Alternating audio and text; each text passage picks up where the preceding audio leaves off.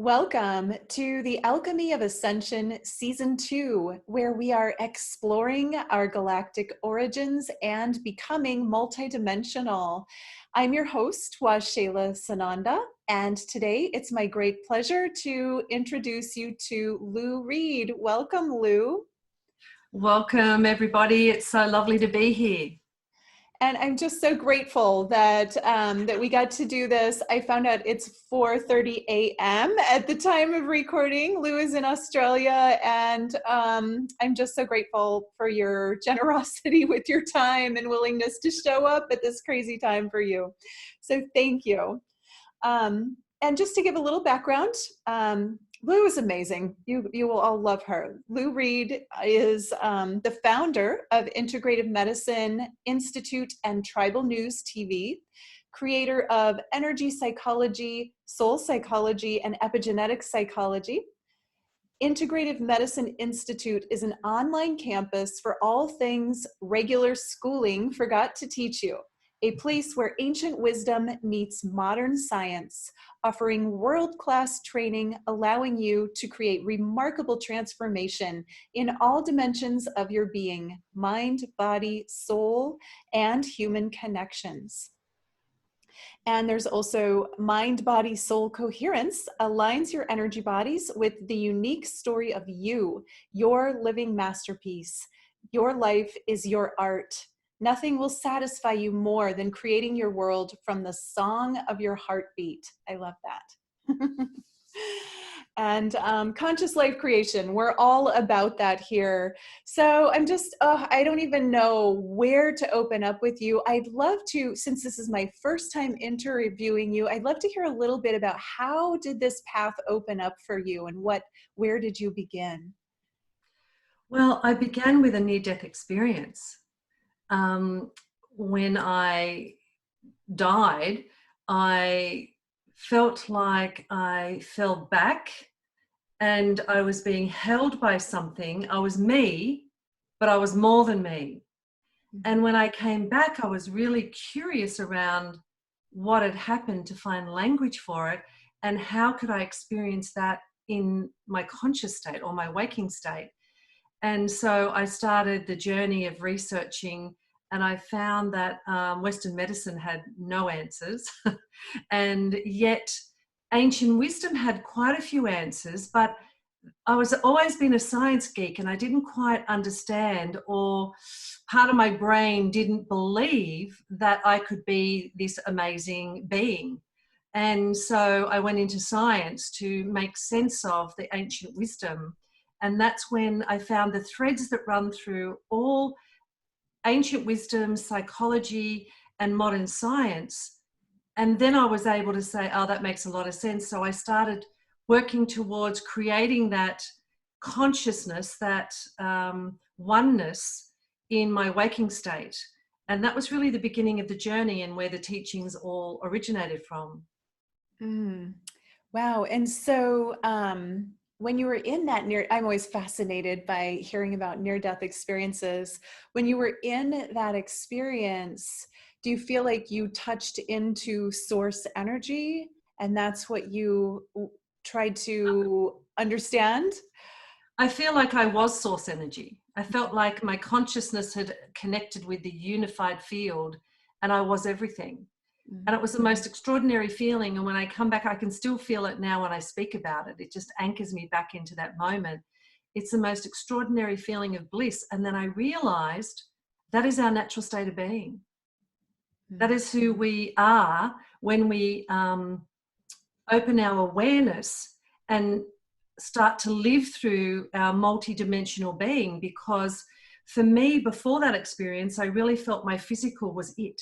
I did understand, yes, there was auras and there was some energy around me and I had chakras. I understood that, but I didn't realize until I started researching that we exist in 12 dimensions at the same time. And when I started researching, I could see how all the energy in my physical connected in with the different realms, and then started to unpack, what does that mean? How does that work? And so much of my life to that date made sense. It was like, oh, that's why that happens. You know, that's why that happens. So they talk about the onion, you know, oh, another layer of the onion. Well, really, it's simply we've ascended to the next light body.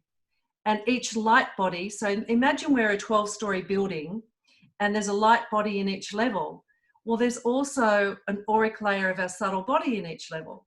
There is an energy center or chakra in each level. There's a meridian in each level. There's a DNA strand in each level. So we really do live in these 12 levels.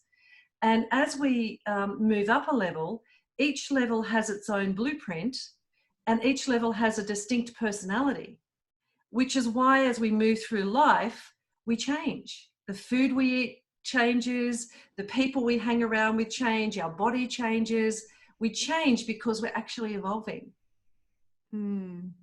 Yeah, that really makes sense to me. And I oftentimes refer to the layers of the onion and how it's not static, where we can sort of have our foot in multiple dimensions at the same time and pull energy or information from one to where we are now, from maybe a higher, if you want to call it a higher dimension, or one that holds some body of work or information that we need to know. And that really is becoming multidimensional, isn't it? Exactly. And it's really interesting because people use the language, but they don't connect to what it means. So quite often people will say higher self, survival self, conscious self. Well, they're all different levels. So our survival self sits in our earth point and connects us into Mother Earth, and we get a resource through Mother Earth. Our conscious self sits in our heart, for want of a better word, and then our higher self sits in our soul point, just above our head, and connects us to the cosmos. So they're using language, but they just have a different story or worldview around what that language means. And then, you know, quite often people will talk about the oversoul. That's just another layer of self and connecting into oneness and the universal energy. And what I found is there's ways to tap into the unified field. And in a unified field, that's where everything exists. So we can literally reach into the field and pull things into reality. We can't move closer to our future, but we can move the frequency of our future closer to us so that we're living our purpose now rather than in the future. Yeah, yeah, beautiful. And I know that your work, in your work, you've mentioned light body activations and the 12 light body activations. So is that a way to access these dimensions that we exist in? Can you talk a little bit Yes. about that? Yes, I really became passionate about helping people because in my experience, it was the 12th level that allowed us to understand who we really are. Our physical is just one cell of this incredible radiant being. And I was passionate about helping people truly see, what's the right word? To tap into and see, experience and embody their 12 light bodies. And that happened last year. I created a training and it was called Energy Psychology. And the last 3 modules have been created for some time. And then maybe about April last year, my guides were starting to say, no, module 10 is about Merkaba, module 11 is about activating light body 1 to 6, and module 12 is about activating module 7 to 12. And I didn't quite understand, but I've worked with them for so long that I said, alrighty. So it was about to go out, manic change, the team's all on board, and we changed it all. And then it became clear in December that the world was about to go through an energetic collapse so that new energy structures could start to come through. And while I've always been on that cutting edge of woo-woo, I still had some limits. And my guides really pushed my limits. You know, they started to download that activating our 12 DNA strands is the way to activate our light bodies, and that it's a really important piece to include. And so that was added into the training. And then in module 12, they started saying the reason we do the Merkabas is because planet Earth is about to ascend into a multi-sun solar system. And the way it will ascend is that people will bring their Merkabas around the Earth to help raise it. And it started talking about, you know, brotherhood of light. I'm like, hang on a minute, that's probably a little bit out there for me, but my guides have never steered me wrong, so I included it in the training. And then, which meant the training was delayed in going out, and everyone's like, what's going on? And then COVID happened. And of course, all the energy structures started to break down. But interestingly enough, on the 21st of January, here in Australia, up in Ayers Rock, the Indigenous finished a process that they had been working on for some time, and they were singing in new ley lines into the planet and changing the frequency of the meridians of Mother Earth. And then after that, COVID hit and everything started to change. And of course, my training was already created for the new way of being. And I went, oh, that's what happened. So, you know, quite often spirit doesn't give you the why, they just give you the what. Right. Yeah. We don't always have the whole picture. It's kind of hard from here. Well, there were so many things you said there. I kind of want to jump into a couple of things. First of all, I really love that you said, here you are interacting with your guides, and then something they presented to you was too out there. Tell me about your guides that you're working with, and how do you work with them? Is it in meditation? Who are they, and how do they appear to you? You know, it's really interesting. I feel that they never left as a child. I feel that quite often we have guides and they leave when we get to a certain age. And for me, I had a lot of trauma as a child. And so they kind of parented me. And well, they did parent me. And we've just always communicated. I've never lost those invisible friends that I had as a child. And I speak to them just like I speak to you. I don't need to do meditation. And it's really interesting. When I first started, I didn't know that it wasn't normal. I thought everyone had these experiences. And then I started going to trainings, and people are saying, no, we meditate, and we meditate to do these things, and we do haka loud so that we can see all these things. And I went to the teacher, my hand up, and she said, yes. And I went, how do you turn it off? And she went, huh? What? I've never had that question before. It was like it's on 24/7. And I was really curious around, you mean you can turn it off? You mean everyone doesn't have this? So it took me a long time to realize that I was different. I mean, I always knew that I was different, but I couldn't language it. And so what I understand today is that I see people's soul, or their oversoul. And so the oversoul tells me a lot about what's happening for them. And I just, like I said, as a child, or when we were going out to parties, I was a party trick. It's like, oh, let's have a conversation with Lou. And I just thought it was normal. Like I could talk to the oversoul, I could see the touch points, and I could share moments in time with them. And they were just blown away. They couldn't believe how much I could see. And I didn't know that it was different. So for me, it's always been normal. And I think when I started moving into this work about, 2002, I think, I was embarrassed to take my work out and to language it and tell people what I could do. It was almost a shame. And I think that was from my childhood growing up.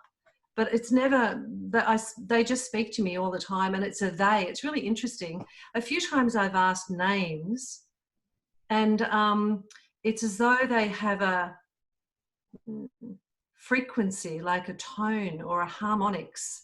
There is no name. They're light, and we've just created a way of being. And so all of my trainings have been downloaded. And quite often I'll argue with them and say, no, there's only 9 of those. And they said, no, there's 12. It's just that people don't talk about the other ones. And so I'm like, are you sure? Like, I'm going to put this out into the world, and people are going to come back and slam me and say, there's only 9. And I put it out, and I'd Googled, and I could only find 9, but I trusted. And then I'd found people emailing saying, I heard there was 12, but no one's ever taught on it, and I haven't been able to find any information on it. It was like, oh, okay. So it's almost as though there's old information they want to bring back out, because it really is all about remembering. It isn't about learning, it's about unlearning so that we can relearn and remember. Yeah, I've heard you say we remember intuition, or intuition is remembering rather than learning. It's remembering to tap in and experience that. As we remember, we wake up and we remember another light body, another level of self. Yeah, yeah, I can definitely get that. Now, you mentioned the Merkaba, and it's interesting because I was trained in the Merkaba vehicle way back when I traveled with a shaman in my early 20s. And then it seemed like there was this long, quiet period in my world where I didn't hear much about it. And now lately, everybody seems to be talking about it again. Would you discuss the importance of the Merkaba, and for those who don't know, maybe a little bit about what we're talking about here, and how to work with it? Sure. I always say that the Merkaba is like the vehicle that moves us through the cosmos and moves us through space and time. And so it's made up of two tetrahedrons, which are a three-sided pyramid with a base. And so one of the bases sits across our shoulders and points down to Mother Earth. And one base sits across our hips and points up to the cosmos. They spin in opposite directions, and one represents the masculine energy and one represents the feminine energy. And when they spin, when they're in balance, they allow us to stay connected to Mother Earth and to the cosmos, and they allow us to, how can I say this? They allow us to hold the frequency of our 12 light bodies so we can truly become multidimensional beings. Now, a lot of people's guides are simply a higher light body. They're not necessarily people that have passed over. They're a higher level of self that is helping them to ascend. And so when they're spinning in balance, they allow us to pull in energy from the cosmos. Now, energy has information. And so when we're pulling the energy through into our body and then down into Mother Earth, we're literally downloading a computer program. And it is our destiny blueprint. And it comes through down our spine and down into Mother Earth, and it downloads, and Mother Earth goes, oh, okay, so Lou's arrived. She's done that tick. She's done that tick. Now she's about to move into this and she needs these resources.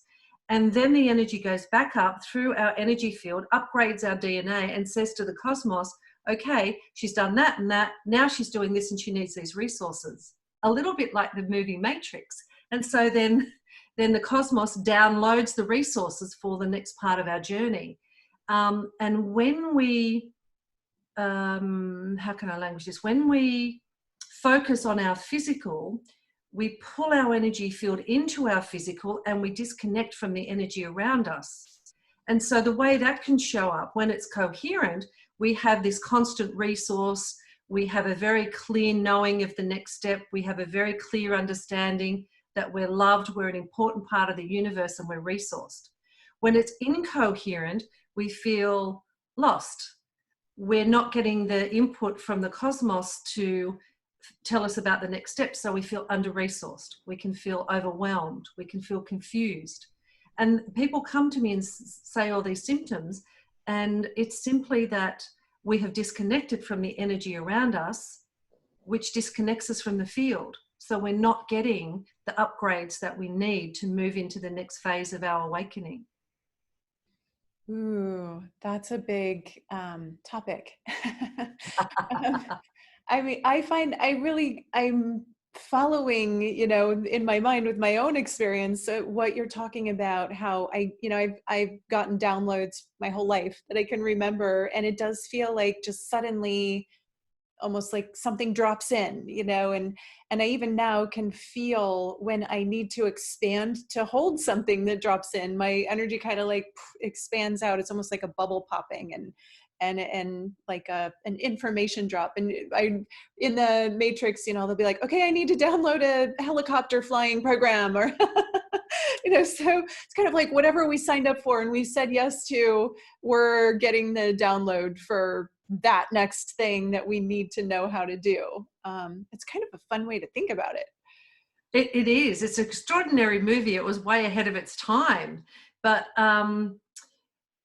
what also happens is if you go to sleep at night and you wake up and feel different, and all of a sudden you flow through the day and life starts to flow, yet you've done no work, another level of light body has done work. And when we sleep, we don't actually sleep.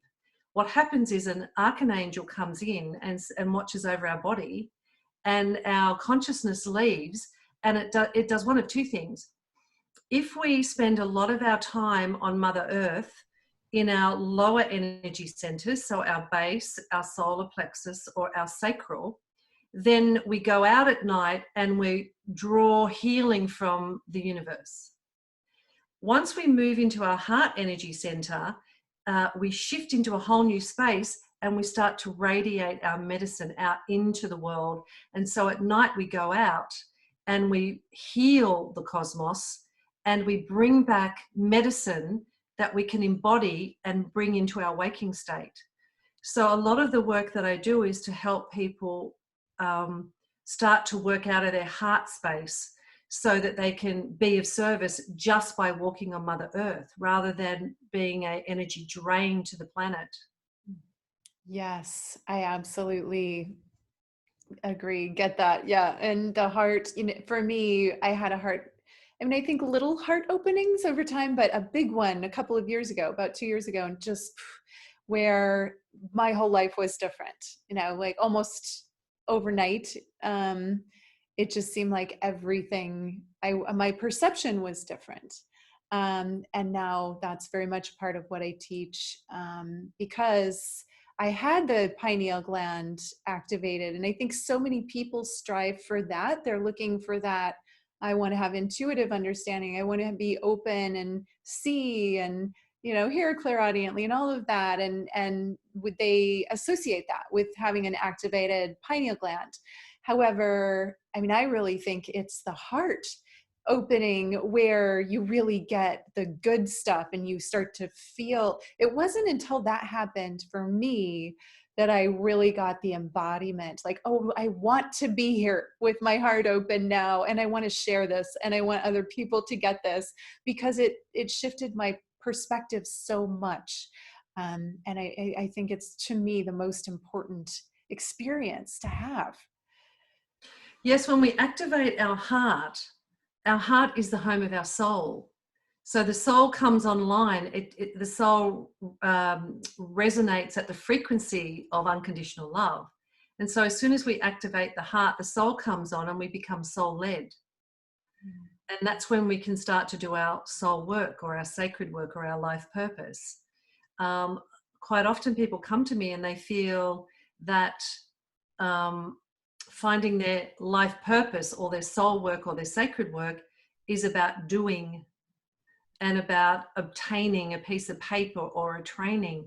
But in actual fact, it's going in and awakening our soul and allowing that multidimensional self to come out. That's what life purpose is. Yeah, that is such a good reminder. It's not what we do, it's who we're being and what we're being and the way that we hold that.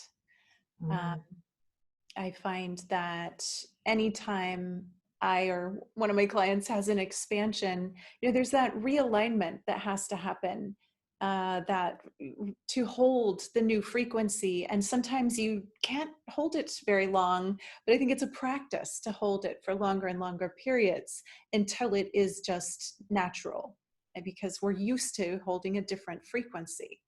Do you have a practice around that? Or yes, in the training, we do an initiation to call in a new frequency each month. And then we do a daily practice, because our subconscious is like a well-behaved 5-year-old. And so we have to remind it so it can remember who it is. And so each day there's just a 5 or 10 minute daily practice just to ground that frequency that we've awakened into the body in the morning, and remind your consciousness, this is the frequency I choose to live through each day. This is the frequency I choose to live through as I move through the day. And we do that for 30 days before we move into the next element. And that is a way of recalibrating our subconscious so that it becomes default. what happens in the last trimester through to year 7, before our critical thinking is developed at 4, we take everything in like a sponge. That becomes our default way of being. And then we live that until we're about 35. And at that point, our neurons are hardwired. That is who we are. That's the way the world is. That's the way people are in the world. And so it's that unlearning what we've relearned to remember who we truly are. And our sacred work is not just living a soul-led life and being, it's also about constantly becoming. So it's not just being who we are now, it's constantly expanding and making space for more of me to come forward, because the soul simply wants to express itself through unconditional love. And the stories that we've created around, oh, it's not acceptable to say those things or do those things. Well, our soul is love, and it wants to love and be loved, and that's all it wants to do. So when we share our teachings, we're sharing the love from our soul, a universal love. And that's why our beloveds hear us. When we're in that frequency, they will come to us wherever they are. When I went online, I wasn't sure about how to do it. I just went, all right, it's time to help more women. And that was my intention.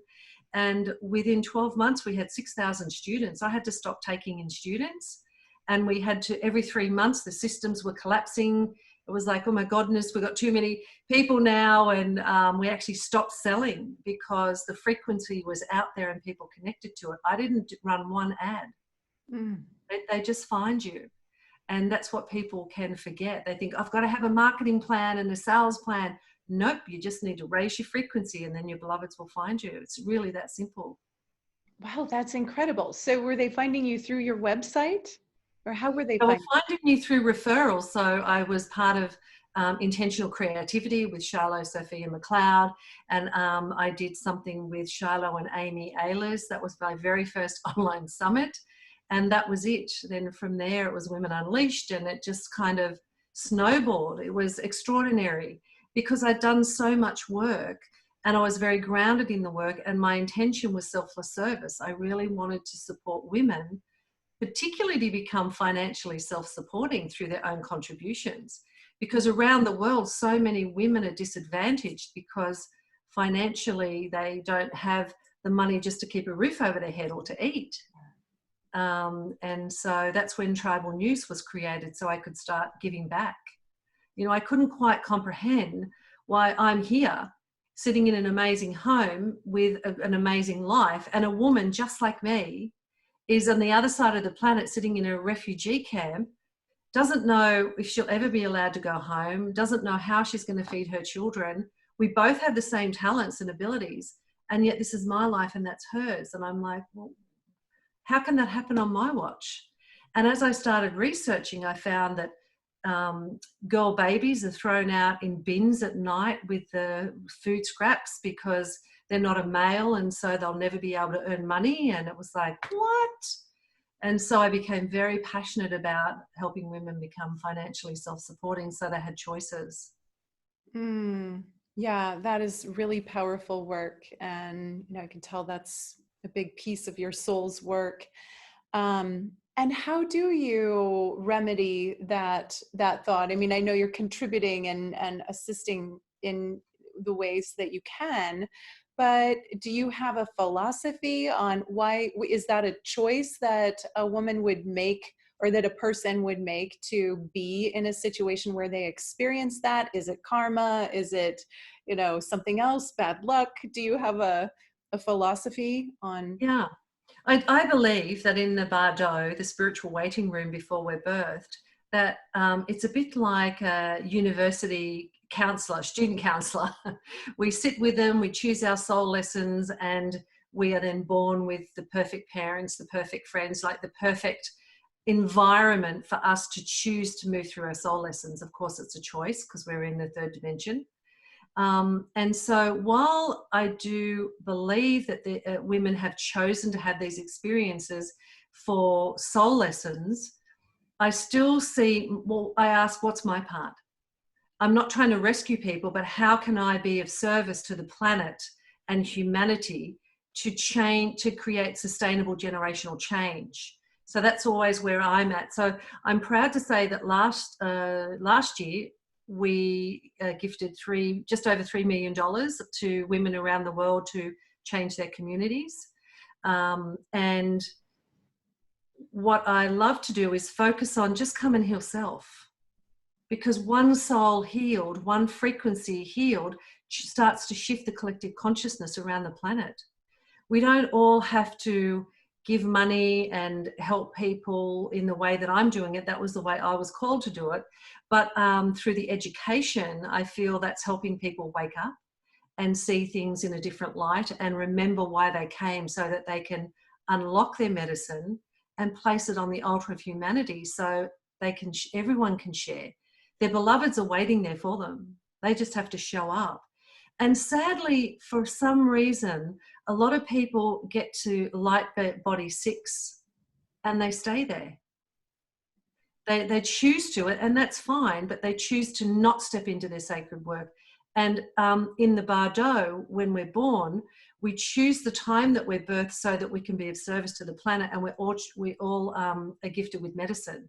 So when we don't step in and do our sacred work, then the planet and all the beings incarnate, discarnate, miss out. Mm. It's not just the person, it's everybody that's connected to it. So I feel, you know, a grandmother who puts love into cooking or gardening is still being of service to the planet, because unconditional love is the key to raise the frequency. So we don't have to be Oprah or Deepak or global leaders to make a shift in energy. So my work is for everybody. The first 6 modules are if you just want to learn about your energy and how you can live a healthier life, have better relationships, have better health, better money situations, life purpose. So it's not just about going out and saving people and doing rescues. I mean, my team love to go out to different countries and be on site. I'm happy just to sit here and be of service and train. That's my passion. Thank you for sharing that. And I think it's important to get, you know, yeah, bad things happen to good people, and it's not necessarily that they're a victim. That doesn't mean that, you know, terrible things don't happen, but that on some level there is a soul's choice to have an experience, and then you're bringing in your piece, which is to offer support to whomever is able to receive it and willing or wants to grow, even if they don't have the funds to make that happen. And that brings me to where you wrote, I love this, your life is your art. Nothing will satisfy you more than creating your world from the song of your heartbeat. So this is mind, body, soul coherence. And I'd love to hear you speak on that topic. Yes. For me, I found that bringing my 12 light bodies into one coherent frequency was the key to being a multidimensional being. And it's quite interesting, because when you asked me to speak on this topic, it took my breath away for a moment. It was like, I haven't said this out loud to other people yet. A multi-dimensional being, that's quite woo-woo, but it's the truth. That's who we are.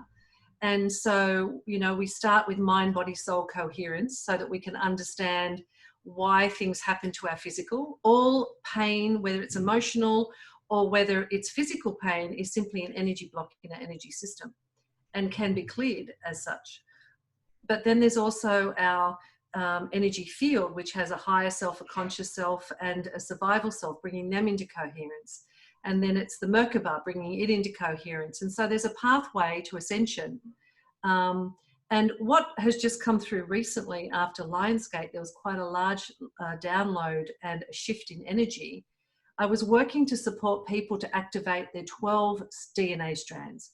As humans, we're being called to move from a 2 DNA strand back to 12. And so I kept working on 12, but just recently they were saying, no, there's a new DNA strand coming in 13, and to embody the 12th, we have to rise above it. And I was working with Karina Stewart the other day, and we had this incredible experience where they brought in a new Shakti energy, which was white, and the 13th DNA strand, and it's almost as though the soul grid that sits around the planet now, there's a harmony being infused in it. Just as the Indigenous in January put new song lines or meridians into planet Earth, the cosmos is now putting new meridians in the cosmos, and somewhere between the two, we will recalibrate. And so there's a lot of your tribe being called to wake up now. And for me, a light bearer is someone that holds a point in the grid. And it could be, as I said, a grandmother, or it could be someone doing healing, or it could be anything. It could be a child that's waking up and embracing their multidimensional being, because a lot of mothers who were empaths that woke up early are now awake enough to help their children where they didn't get help when they were moving through those practices. So we're being invited to plug in and be a light bearer to help balance out the frequency and help those that aren't ready yet to raise their field, because it is the multidimensional being that will take us to the next level and move us out of this new frequency.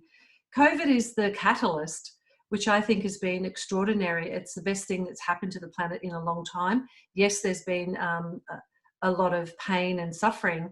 I truly believe in the Bardo, those souls that have left chose to leave at this time, chose to have this as an experience so that the world could shift and change.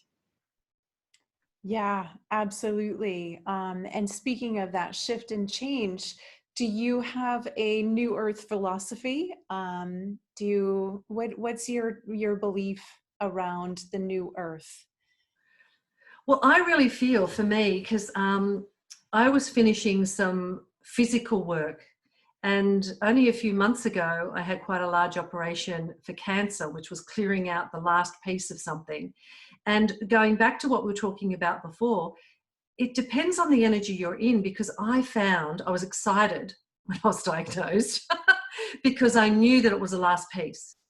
And every touch point was full of love. It was the most beautiful experience I've ever had. Came out, recovered really quickly, and I'm cancer-free. One operation. Like, very rare does that happen, but when you have a high frequency, those things happen to us. And so I went out of the house for the first time after the operation, and I could breathe. As an empath, I would normally walk down the street and people have just thrown their energy, anger or arguments down, and I feel that as I walk around the world. Now, all of a sudden, with social distancing, we're becoming energy aware and energy responsible. And I know that sadly, domestic violence increased because people are going home and they're not able to regulate their emotions. And so they're throwing it out into their home rather than out into the world. And I do believe we're being invited to start connecting back in to who we are, to go inside, not outside. You know, they're saying, don't go out, stay at home. If you go out, wear a mask. It's all about, moderating your energy and starting to live and be aware with what energy we're in most of the time, and starting to regulate and moderate that. And as we do that and raise the frequency, the new structures will organically appear. But I definitely believe the financial structure will completely collapse. And that's a positive thing, because something new must come out of it. The health system will collapse, and education. They're the three that I'm very clear on. And in the initiation that Karina and I did the other day, it was very clear money will change completely in 3 to 5 years. And so even though people aren't getting paid and can't pay rent, it's more about this isn't working. And when we come to the realization it's not working and start saying, well, what's next? Then the solution will appear, rather than staying in the fear of, oh my goodness, we can't pay bills. Forget that. Start looking at, and this is where a lot of people will find their medicine. They'll step in and they'll create new ways of being, and they'll become global leaders and share. And it's an exciting time to be alive. Mm. Yeah, it is. So do you have a vision of what will money go to? Or how that will transform? Or are you still kind of in the, I don't know, let's see. I'm definitely still in the mystery, although I feel like it's going to be more of an energy exchange. Now, I don't mean barter, but it feels like it's as we become more energy aware and energy responsible, even with sharing, you know, as soon as people withdrew, the animals came back because of the frequency that's now coming back into the planet. And I knew there was a second wave coming because people weren't adjusting. So particularly in Australia, we've had one state completely shut down, and it's just gone rampant again because we haven't learnt the lessons yet. And as soon as we do, another really woo-woo conversation is that when Earth was birthed, this was a cosmic library, a place where beings would come and exchange information. And there was a war above the planet on who was going to rule the planet, for want of a better word. And the energies that won the war feed off fear and anger. And so they need that crazy in the collective consciousness for them to stay in power. And there's really now Earth is coming back and raising its ascension, and the Brotherhood of Light, there's conversations about them coming back in and saying, this is not okay anymore. It's time for Earth to ascend, and we're here to help. So we have a lot of cosmic help from above, from the Galactic Council, but we have to choose it. We have to say enough. And somehow in that rebalancing, everything will be birthed. I don't think the decision has been made what it'll look like. I really feel like we're all creators and being invited to step in and start shaping it as a collective. I feel that it's time for us to start working in a collaborative way. And COVID is the first time the whole world has actually come to a place where we're talking and helping each other and communicating in a different way. And I feel from that communication, the new way of being will be birthed. But I still think it's in the mystery, certainly for me anyway.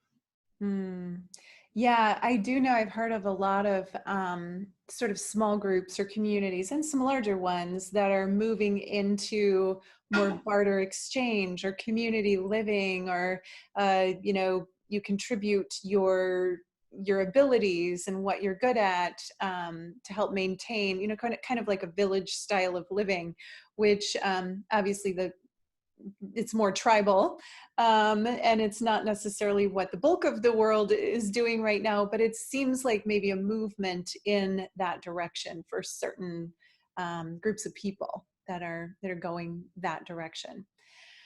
And I want to speak into the cosmic library a little bit more. Is there a way then still to access the Earth as a cosmic library? Do you have a way of accessing, and is that the same as the Akashic records? No, I believe it's very different to the Akashic records. I believe that it was a place initially set up so that different life forms could come and exchange information. And I feel that there are different life forms here. However, they've got caught in the material. Part of the remembering and waking up is remembering where they're from. I know that I'm from Pleiades, and I had last year when we were doing intensive work, we identified that most in the group were Pleiades. Some were from Lemuria, some were from the star system beyond Pleiades. And yet now we're just starting to wake up and remember. And so all the downloads, I know that I have Pleiades guides that will start sharing. And I also did some science research and found that, you know, there's a lot of scientific research saying that we're more than just human DNA, and that our DNA, the 12 strands of DNA were created from the different life forms that were here, that they gifted cells so that we could become these multi-dimensional beings. And we've just never awoken past two, that we're in the third dimension and we're living in the two. But we are now being called to wake up all 12. And, you know, think of, quite often they say we're only using 3% of our brain. Well, imagine if we used 100%. Well, imagine if we used 12 DNA strands and lived as these multi-dimensional beings, more so with the vision. Through imagine seeing through our 12th light body eyes and creating this new structures for the planet. That's what I'd love to see, rather than our you know, our third DNA strand and our third dimensional eyes, and seeing everything through such a limited amount of, you know, our subconscious mind takes in 2 million bits of information per second, but our conscious mind can only process 134. So even all the information that's coming in, we have such a small amount of information we can process. I think it would be extraordinary if everyone raised their light bodies, accessed more of their DNA, and started reshaping the planet through multidimensional being. Yeah, that's beautifully said. And, you know, on the summit, there have been a number of people talking about, because exploring our cosmic origins, our galactic origins is one of the topics. So I have had practitioners say, yeah, we have 12 strands of DNA, and they are given to us by 12 star nations or 12 star races, that each one contributed one of their strands. And the two active, for most people are moving into more active strands now. The two active ones are from the ones who maybe won the genetic race or more.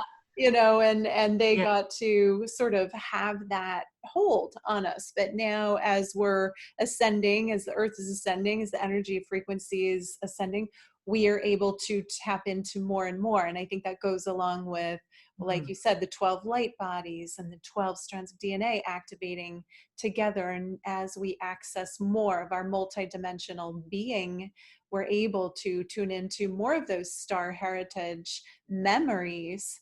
And I love that you shared your Pleiadian memories and heritage. And I've always remembered being Lemurian for as long as I can remember. And I remembered my Syrian roots.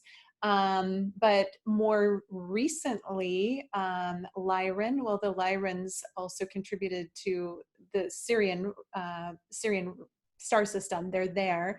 But, and then I had an Andromedan aspect show up the other day that kind of surprised me. I was in meditation and a couple of beings showed up, and I'm like, I recognize you. And they're like, we're your Andromedan brothers or sisters or whatever, you know, and they weren't speaking in words. It was more of a telepathic.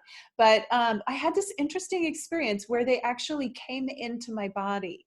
And they weren't really speaking with words. It's more I'm telling you what I got from but they're very much made of light. They're not nearly as physical as we are.